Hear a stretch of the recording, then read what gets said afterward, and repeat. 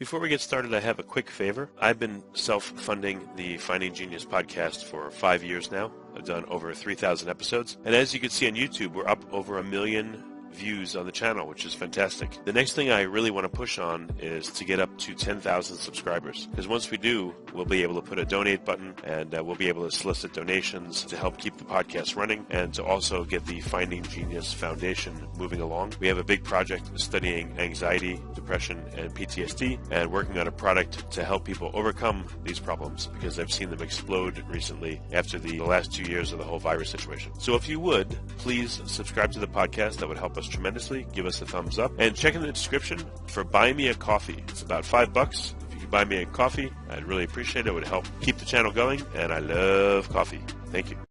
Amino acids are the basic building blocks of life, and I know firsthand how critical it is to stay healthy.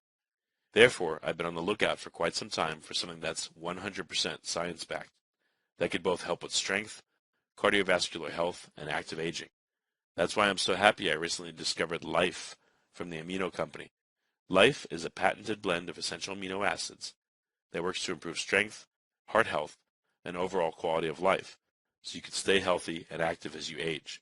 It's an easy-to-use powder that you mix with water for a delicious drink that keeps you healthy. You can check out their science by visiting aminoco.com/genius. That's spelled AMINOCO.com/genius. Use coupon code GENIUS for a 30% discount at checkout.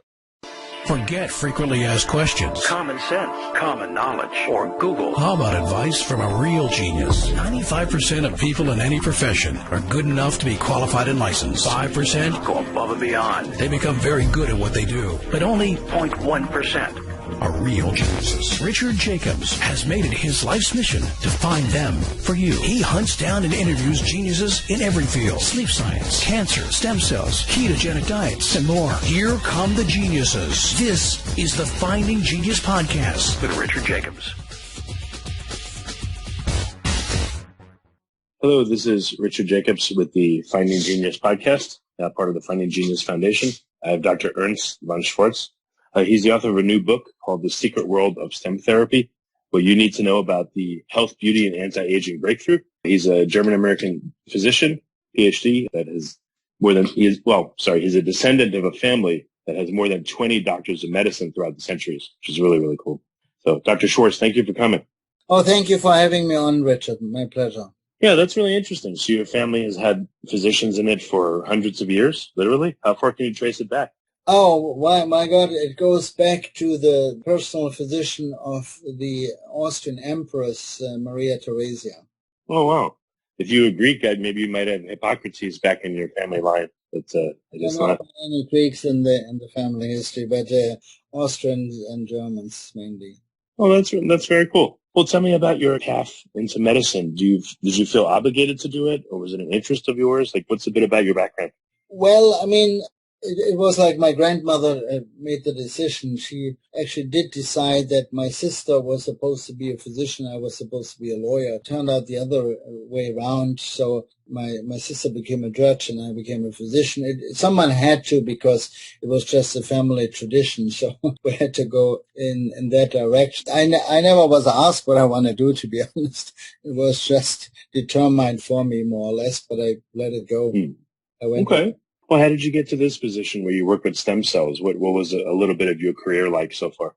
Well, I'm a cardiologist, in particular a transplant cardiologist and also interventional cardiologist. But I have been involved in basic research from the get-go. I was a scholar at a Max Planck Institute for Experimental Cardiology in Germany, which is like the highest level of basic research institutions in Europe, and did basic research from gel electrophoresis to cell culture work to animal studies. And we worked on under whatever you might want to call under that big name of cardioprotection. Basically, how can we protect organs such as the heart from damage? And for years we worked something which we call angiogenesis, meaning we tried to find ways to build new blood vessels in order to overcome changes caused by lack of oxygen, ischemia, basically heart attacks. And in the frame of using different products such as growth hormones, for example, we then switched to using embryonic cells in experimental animals, including stem cells. And we could then show in 1989, as the first in the world, that if we use the embryonic cells and stem cells of the embryos of pregnant rats and transplant those cells into recipient rats in which we created heart attacks before, that those cells not only could survive for several months, but they also contributed to improvement of the contractile function of those hearts. So that was basically the beginning of modern stem cell research in humans, because it was like phenomenal to see that cells obviously have the ability to develop into any tissue they are put in and then contribute to improvement of the function of those tissues, in particular in the heart. Were these induced pluripotent stem cells or cells No. like from skin, or where did they come from?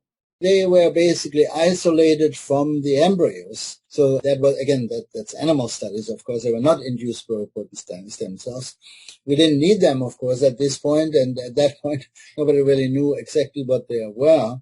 And we stay away from them for certain reasons today. But what we could show is, again, that number one, stem cells obviously have some pluripotency, and they have the ability to adjust to any environment you put them in. So if you put them into heart muscle tissue, they are obviously able to develop into cardiomyocytes, heart muscle cells. If you put them in the brain, they are able to develop neurons and brain cells. If you put them in the liver, they're able to develop into hepatocytes or liver cells. So that's basically the miracle of those cells. And since they are able to do that, we then thought it through. Well, why not using then this pluripotency of cells to repair damage in patients who had, for example, a heart attack or liver cirrhosis or Parkinson's? And that basically started that hype 20 years ago of clinical studies, which all, by the way, showed benefits. There's no doubt that stem cells have an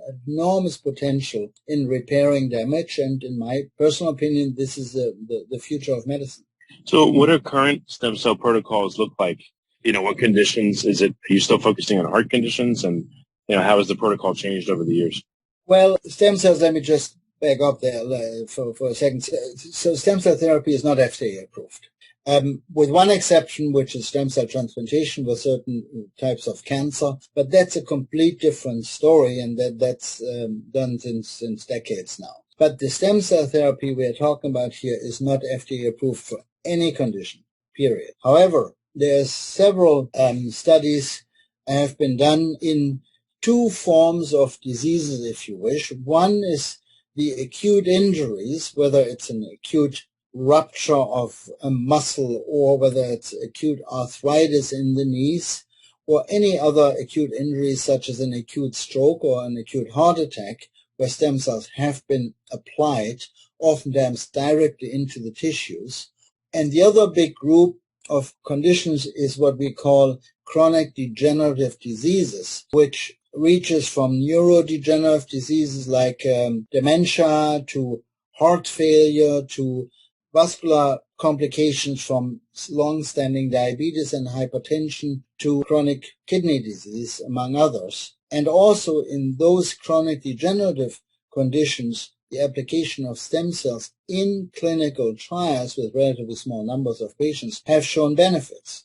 Having said that, there has been never any study shown that any condition can be cured by a single simple stem cell injection, but the outcomes with regard to quality of life, patient symptoms, and functional abilities according to whatever condition has been treated has significantly improved. So our focus over the last 20 years now has been mainly the vascular issues like heart diseases, vascular diseases, including, for example, non-healing ulcers on the legs, or including developing gangrene, and patients were deemed for leg amputations have shown enormous, fabulous results with regard to saving limbs, healing ulcers on the legs completely, improving conditions of heart failure without really solving the underlying problems completely, but improving functional capabilities, keeping patients out of the hospital, improving quality of life, and improving their symptoms. And that's more than just anecdotal. I mean, this has been published in several studies. We, in addition, have last year, for example, done a COVID study, which was published. We did a study for erectile dysfunction. And also in the last years, we have focused more on something which we call a little non-scientific, everything which has to do with anti-aging. Maintaining your strength and a healthy heart as you age helps promote healthy living and hence quality of life for all people as they age. To help prevent the natural decline of muscle and heart function, it's important to make sure you are getting the nutrition your body needs. And not just any nutrition, but science-backed nutrition, like Life by the Amino Co. You can take Amino Life as part of your daily normal routine to help maintain muscle mass as you age, maintain good heart health, and increase longevity. A recent large clinical trial showed that Life was more effective than even exercise in maintaining strength and physical function in older patients. Further, Life has been shown in clinical trials to clinically improve blood lipid profiles by reducing triglycerides, LDL, VLDL, and total cholesterol. Life is 100% science-backed and is designed for heart health and active aging, which are crucial for a total lifespan. Why Amino Co? Well, Life works by triggering muscle protein synthesis, which is the body's mechanism for repairing and building muscle. When tested against any other protein source, Life is more than 3 times more effective on a gram-for-gram basis at stimulating muscle growth and repair. I know just how important it is for my quality of life and staying healthy as I age. You can check out their science by visiting aminoco.com/genius. That's spelled AMINOCO.com/genius.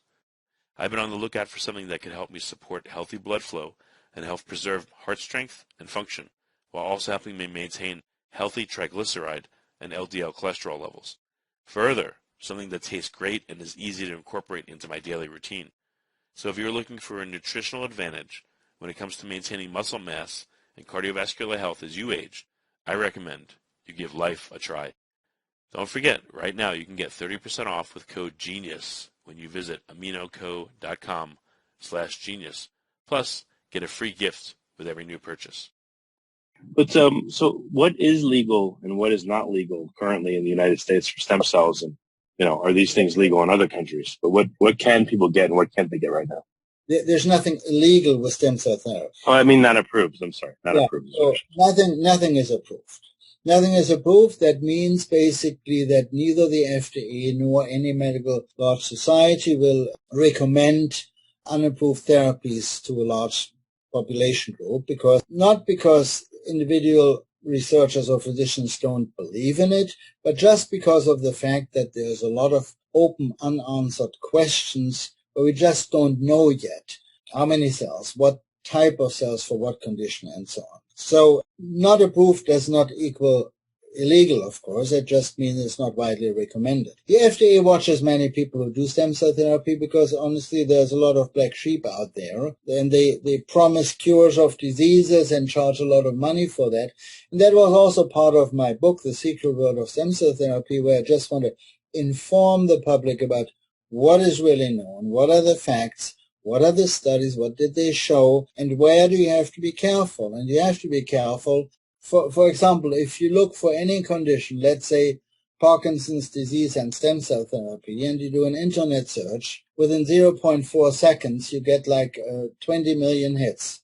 But if you look at the actual number of patients treated and published is extremely small. I mean, there's good data in a small group of patients, but all those 20 million hits on the internet is pure advertising. There's nothing to do with science. It's nothing to do with published data. It's advertising from usually people who have never done any scientific protocols, who really don't know what science even is, and who don't have a reputation as clinicians or researchers in that particular field. So on one hand, we have this enormous potential, the future of medicine, which is changing the paradigms from what we call reactive to regenerative medicine, where we really repair damage. On the other hand, of course, there's a huge business entity out there in the world, all over the world actually, which uses this hype on stem cell therapy for business purposes without really understanding the science behind it and without understanding potential risks and so on. And people make obviously money out of the misery of patients. And in that sense, the book should also be a warning not to believe anything which is just written on an advertisement on the web or what people tell you. You have to look. What does this tell you that it's been 20 plus years and none of these procedures are yet approved? Does that tell you that they're very tricky, or why is it so long to get anything approved in this area? Well, it's not approved, and it probably won't be approved for the next 10 years or so, because one of the main reasons is there's really no big industrial lobby behind it. So if you look for any medical therapy, any drug for the treatment of whatever, a weak heart or so, there's usually a pharmaceutical company behind it, and to develop a drug takes on average 10 years and requires $100 million for preclinical and clinical studies. In the stem cell world, there is no big pharma, because big pharma doesn't make money out of it. So there's no big industry lobby. So the studies which are done are usually sponsored by grants, which are much limited with regard to the amounts compared to the pharmaceutical industry or other industries. So there's not that much money available in stem cell research, and there is still a large discrepancy between the basic research, the translation into the bedside treatment, basically. Before we get started, I have a quick favor. I've been self-funding the Finding Genius podcast for 5 years now. I've done over 3,000 episodes. And as you can see on YouTube, we're up over 1 million views on the channel, which is fantastic. The next thing I really want to push on is to get up to 10,000 subscribers, because once we do, we'll be able to put a donate button, and we'll be able to solicit donations to help keep the podcast running and to also get the Finding Genius Foundation moving along. We have a big project studying anxiety, depression, and PTSD, and working on a product to help people overcome these problems, because I've seen them explode recently after the last 2 years of the whole virus situation. So if you would, please subscribe to the podcast. That would help us tremendously. Give us a thumbs up. And check in the description for Buy Me a Coffee. It's about $5. If you could buy me a coffee, I'd really appreciate it. It would help keep the channel going, and I love coffee. Thank you. So why isn't Big Pharma involved in this? Do they not see the ability to profit, or does this work so well that, Pharma doesn't make any money out of it. It's not a product they could sell, because stem cell comes from the patients, right? So either from donors like umbilical cord or from the patient themselves, then it's their own cells.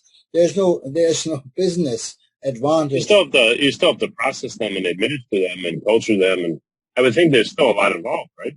I'm sorry, what? You still have to process them and I guess culture them and prepare them. No, you're not allowed to culture them or process them or manipulate them, because if you do that, then you create a drug, and that is not allowed. And then the FDA will say absolutely not. You're allowed to do it, even though it's not recommended, because you're not manipulating the cells. So there's hardly any processes after you basically get the cells. You just isolate them, but you have to use them fresh. Again, if you manipulate them, that's like creating a drug, and that's a completely different animal. And we don't need to do that, right, because the cells. But why wouldn't that be a path for Big Pharma to be able to say, oh, it's a drug, and then sell it and make money from it? Well, you have to ask Big Pharma for that. But it's not anything they could patent, of course, because everybody has their own cells, so it's not something they could make or manipulate the cells in a way that they are stronger or live longer. We just don't have any data on that. But no big pharma industry has ever jumped on that ship, because they don't see anything to sell there. Again, the people who do stem cell research are those usually who are sponsored by, if they're lucky, by the NIH or by research grants, but not by any industry. So what are some of the protocols that you and other practitioners are able to do? And again, they're not I guess, formally accepted, but what allows you to still do some stem cell therapy, and what does it look like? Well, we have certain research protocols in place where we treat, I think it's a total of 20 conditions, mainly related to chronic degenerative diseases of the heart and vascular system, of the lungs, and of the brain. But besides that, of course, there's also this big name now of what we call anti-aging management, and that's not really very scientific, but we do a lot of treatments for facial skin rejuvenation, for example, now. We do a lot for erectile dysfunction, especially in men, and every single study we just published the largest ever conducted study in that, showed enormous benefits. We do hair loss treatments with stem cell injections. So there's a lot in those kind of rejuvenation techniques where stem cells play a big role, besides the vascular diseases. That's basically the biggest activity for us. So maybe we can pick a couple conditions. So like you said, erectile dysfunction and skin rejuvenation. How does it work and what happens? For which one? The skin rejuvenation? Oh, yeah, maybe skin rejuvenation first and then erectile dysfunction second. Maybe those two conditions. Yeah, skin rejuvenation, for example, we inject basically millions of cells using tiny needles over the facial skin, for example. What the cells do is basically they have 3, if not 4 effects. Number one is they create angiogenesis, meaning they induce new capillaries which improve the circulation, the perfusion, the oxygen supply in the skin layers. Number 2, they are anti-inflammatory. So if there's chronic inflammation or damage from whatever, we had a patient a week ago, for example, with severe inflammation and scar tissue after burning parts of the facial skin. So the stem cells are anti-inflammatory. They reduce the inflammation and by thus improve healing. And number 3 is they have some degree of regenerative power, so they can regenerate damaged cells. So they lead to basically re-epithelialization, that's how we call it, of the superficial skin layers. They basically also lead to re-endothelialization of the vascular cell layer, so that leads to the improved circulation, and that plus the anti-inflammatory basically rebuilds the superficial and even the deeper skin layers. So if we do that, usually after a few days, those people, they just glow because their skin looks completely refreshed. So, I mean, I'm in Los Angeles. We have a lot of people from Hollywood who come here before the red carpets a week or so, or before any auditions, and then a week later they just glow. They look 10 years younger. So that's one area, for example. The other big one, as we mentioned, Richard, is the erectile dysfunction. And same thing, erectile dysfunction is mainly, as we know nowadays, a vascular condition. It is endothelial dysfunction, that's how we call it, which then subsequently leads to erectile dysfunction, which is a vascular problem. So the stem cells, due to the effects on the vascular system and the improved circulatory power after angiogenesis, improve basically the quality and the duration of the erection. We have never cured erectile dysfunction completely, but there's objective measures in place where we can measure the erection, either by ultrasound or by hardness scores, or even by something like the International Index for Erectile Dysfunction Questionnaire, IA5 and 25. And by using those well-established measures, if we do the injections directly into the penis with the stem cells and then reevaluate the patients after 6 months, and we had done it before the injection, then we see significant improvements of all of those parameters, from the quality of erection to the duration of erection to the ability to fulfill intercourses and that. That's excellent. What other conditions are you guys treating, or are there any other conditions that are up and coming that you're looking to treat? Well, there is, as you probably know, there's a lot of ongoing in that whole field of anti-aging now. And again, as I mentioned earlier, there is a paradigm shift from reactive medicine to regenerative medicine. So a lot of people believe that certain processes of cellular senescence, meaning the cellular aging, can be manipulated in 2 ways. Number one, by genetic changing of the cellular's determination, basically to avoid going into the state of senescence, of aging and then dying. And number two, even if that happens, using regenerative medicine by stem cell injections, by repairing whatever damage has occurred, which we lose as we age. We still have some repair mechanisms. So cut yourself on the arm, for example, of course there's some repair, but there will be a scar left. And the regenerative medicine basically is replacing this scar with active tissue, whether it's in the heart, in the brain, in the kidneys, or in the skin, you name it. So that's basically where the focus is now. And some people even believe that using regenerative medicine, in a couple of decades, people can become 150 years or 200 years or even can live longer. Not sure about that, but I mean, that's where the research goes right now. And that I wouldn't call it immortality, because I don't believe in that, but into the prolongation of life, which will be likely possible by using regenerative medicine. So what does stem cell therapy look like, maybe 5-10 years from now? Is it going to be radically changed, or is it just going to be applied to more conditions, or what will it look like?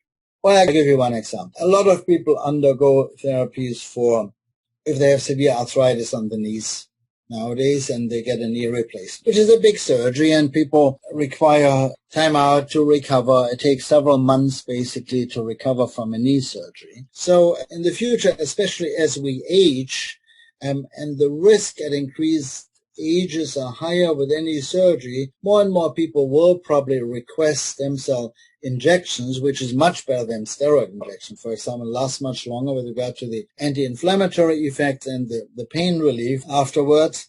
And so down the road, many payers might say, well, I mean, this is also not only much cheaper than a knee replacement, but patients feel better. They don't have to be in the hospital, which saves them money. They don't have to go to rehab, which saves them money, and the risks are much, much lower. So I wouldn't be surprised if in a couple of years, many payers, insurance companies will say, well, we'll support that, because at the end of the day, the patient satisfaction is higher, and we don't need everybody having a knee replacement.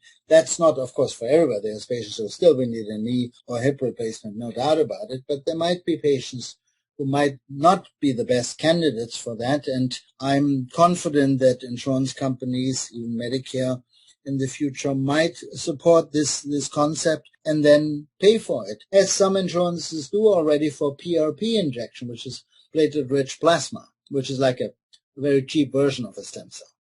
Have you heard about the companies banking people's stem cells? Let's say you're 30 years old, you bank your stem cells. 10 years later, you now want to use them.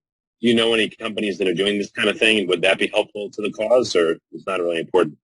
Well, you can bank your stem cells now, but if you want to thaw them and use them on yourself, basically in 10 years from now, we're actually currently not allowed to do that. You can bank your stem cells, you can bank them, but you can't reuse them in the US. You have to take them out and go somewhere else to use them.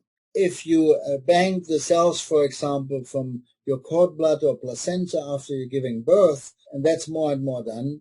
I've done that with my children, for example, also. I mean, that's a great thing, because if one of the kids in the future, for example, need a stem cell transplantation for, let's say, a Hodgkin's lymphoma or any blood cancer disease, instead of looking for an HLA match among millions and millions of people, which you never might find, you have your own then banked, and then you could use them as a treatment down the road. I think it's a great thing to have this. Okay. You mentioned a few times, you can do this, you can't do that, you can do this, this is recommended, not recommended. Legally, how do you know what you can do and you can't? It just seems like unclear to me. Yeah, I mean, there's a lot of confusion about it. Again, it's detailed in the end. So you're not allowed to manipulate cells, because that means you create a drug, and the FDA will not allow that. And if you try to do that, they will shut you down. You can use cells freshly. It is somewhat FDA regulated, even though not recommended. But the biggest issue for the FDA is, of course, their job is to prevent harm to the public. And they want to prevent harm in different ways, including, of course, avoiding that people make false statements, or false promises, and that has been done in the past by many, and they were shut down accordingly. And they want to avoid, of course, that people just don't believe in hearsay rather than really looking at the science behind it. On the other hand, like I said from the very beginning, every single study which ever has been published for any condition using stem cells has shown benefits. So there's a huge potential, but there's still a lot of work to be done. We need larger scale, randomized controlled clinical trials to use different types of stem cells, different numbers of stem cells for different conditions, and basically analyze them very critically. So our COVID study, for example, was the first ever double-blind, placebo-controlled pilot phase study where we treated very sick patients with respiratory failure, community hospital, in a double-blinded fashion, meaning half of the patient received a placebo plus their standard therapy, while the other half received a stem cell injection plus their standard therapy. And even though that was a very small study, it showed a significant benefit with regard to the outcomes, even a survival benefit, even though that was not, the study wasn't powered to measure that, but it showed it anyhow, in those who received stem cells. So great data, but much, much more to do. Very good. Well, how can people find out more about your work? Where can they get the book? I guess it's on Amazon or where you can get it. The book, The Secret World of Stem Cells, Stem Cell Therapy, is available on Barnes & Noble website, everywhere where books are sold, including Amazon, Target, other sites. And you can Google me, and we have a YouTube channel. It's not only about stem cells, but mainly, if you Google me or go on my website, www.drvonschwarz.com, you get a little more information also about the book. Very good. Well, Dr. von Schwarz, thank you so much for coming on the podcast. I appreciate it. I appreciate your time. Thank you so much for having me, Richard. Before you go, if you're looking for a nutritional advantage, be sure to check out AminoCo's 100% science-backed life formula. It was created by lead scientist and co-founder Dr. Wolf. As a competitive athlete, Dr. Wolf has completed 62 marathons in under 2 hours and 30 minutes, set national age group records, and he's still running and fueling his body with life at age 75. I recommend you give life a try. It's 3 times more effective on a gram-for-gram basis than any protein source. The AminoCo is giving our listeners 30% off all AminoCo products, including Life. You can check out their science by visiting aminoco.com/genius and use coupon code GENIUS for a 30% discount at checkout. Remember, go to aminoco.com/genius and use the code GENIUS to get 30% off at checkout. You've been listening to the Finding Genius podcast with Richard Jacobs. If you like what you hear, be sure to review and subscribe to the Finding Genius podcast on iTunes or wherever you listen to podcasts. And want to be smarter than everybody else? Become a premium member at findinggeniuspodcast.com. This podcast is for information only. No advice of any kind is being given. Any action you take or don't take as a result of listening is your sole responsibility. Consult professionals when advice is needed.